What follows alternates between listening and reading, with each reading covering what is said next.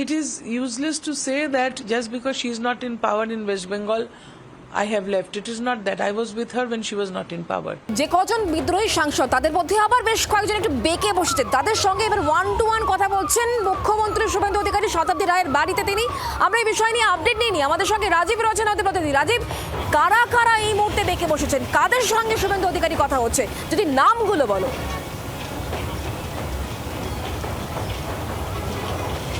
দেখো, কয়েকজন সাংসদের সঙ্গে আজকে সকালবেলায় বা দুপুরবেলায় যখন কথা বললেন শুভেন্দু অধিকারী এবং কেন্দ্রীয় মন্ত্রী ভূপেন্দ্র যাদব, তারপরে সেই বৈঠকেই কয়েকজন সাংসদ তাদের সমস্যার কথা বলেছিলেন।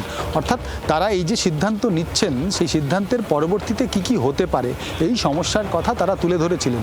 এবং সেখানে কয়েকজন অনুপস্থিত ছিলেন, অর্থাৎ বাপি হালদার অনুপস্থিত ছিলেন।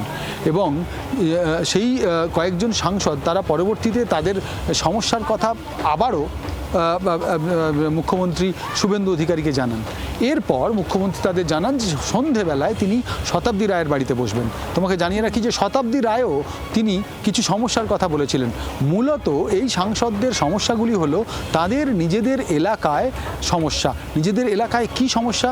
নিজেদের এলাকায় সাধারণ মানুষ বা যারা তৃণমূল সমর্থক বা এই সাংসদদের অনুগামী তাদের উপরে কিছু চাপ আসছে, তারা এলাকায় ফিরতে ভয় পাচ্ছেন। এই জায়গায় মুখ্যমন্ত্রী শুভেন্দু অধিকারী সমাধানের কথা বলেছেন, আর সেই সমাধানের জন্যই আবারও দ্বিতীয় দফায় সন্ধ্যাবেলার এই বৈঠক।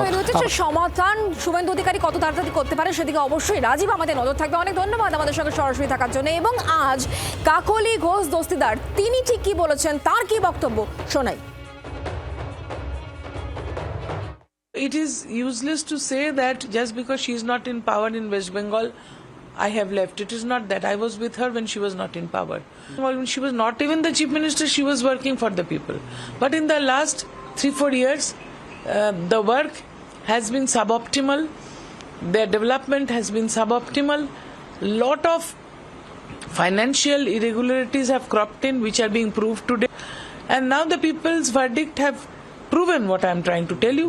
So we want to work for the development of the state and for national interest and safety security of the nation. That is why we want to work separately. বাংলার আওয়াজ, বাঙালির আবেগ, জি 24 ঘন্টা।